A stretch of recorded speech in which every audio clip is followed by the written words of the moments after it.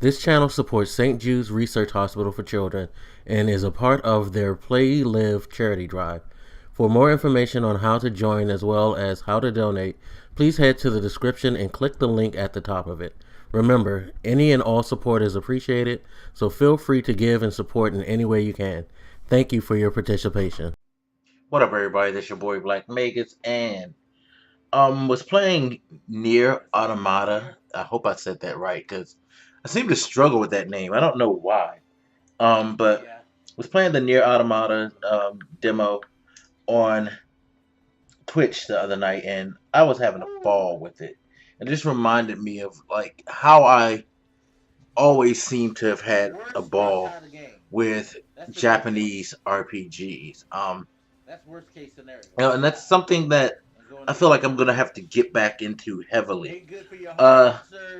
It was always a big joy for me growing up, especially in the Nintendo era and the early PlayStation era. Japanese RPGs were a big thing for us. Um, but this seems to have declined, and it's kind of sad because I know things change and all, but with the way that the dynamics of the gaming community has shifted to where basically, as much as people want to act like it still isn't true, shooters still dominate the landscape. Shooters and multiplayer gameplay, hand in hand, dominate what most gamers play these days. Hell, even I have said many times I'm guilty of that because with school work, not having the time that I used to have to put into um, RPGs, I tend to lean towards the Battlefield ones and the Destiny. Although Destiny is a very time-consuming game, still being a shooter, it has elements to it where even I haven't really done a lot in the MMO portion of the game. I mostly do Crucible nowadays. So even it holds true with that. Titanfall 2, things like that. It's just I just tend to go to those because I can put in a quick hour and just put it down. I'm done.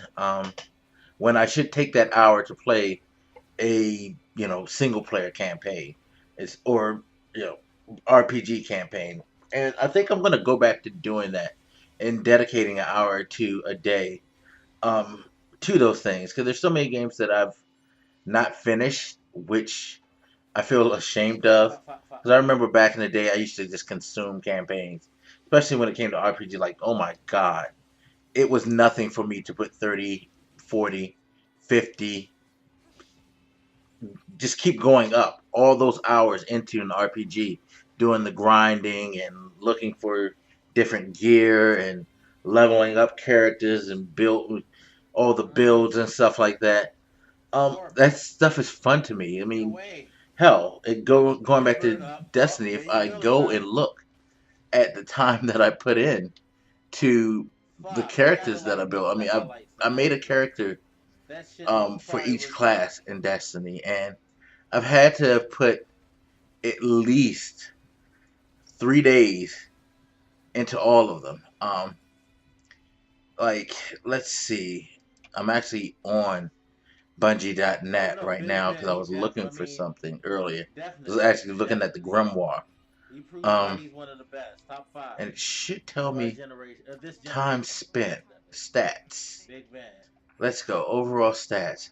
Okay, like for instance, my Warlock. I've put 20 days, 12 hours into that one particular class. I'm sure if I go and switch to another class, let's see, my Hunter, the one I originally started on. Um, 11 days, 22 hours, 15 minutes. And the Titan, the one that I played the least, probably my least favorite character in the game. Sorry, Titan fans, but I'm not huge on the Titan, even though I seem to be a bully with it in the Crucible. 6 days, 20 hours, 20 minutes. That's the type of gamer that I used to be. And I'm sure if I look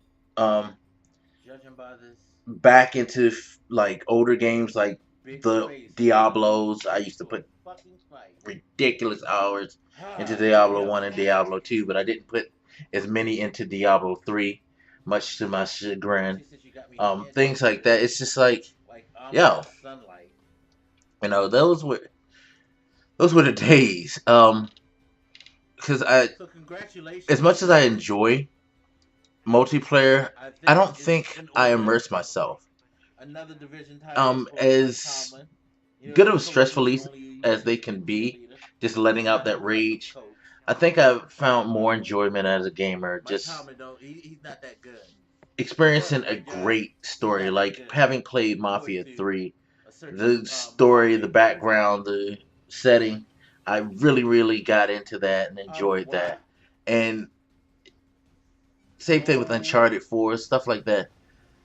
I need to dedicate myself to more time to single player gamers, and in particular to the RPG world, like I was saying, because RPGs were just, especially JRPGs, they're just the best. Shout out to Yuna.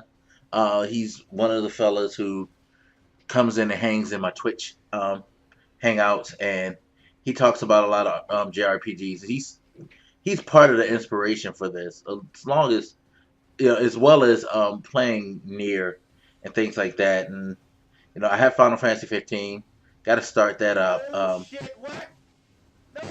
I just need to get back because I remember, like, hell, I even remember playing Child of Light. I was just really into it. I need that. I need that back in my life. So definitely going to look forward to it. If you guys know of any JRPGs on the PS4, or on the Vita, because I've talked about getting another Vita. I had to sell my Vita for financial reasons, but you know, God willing, things work out, taxes. I could take care of some stuff and fix some problems, and be settled.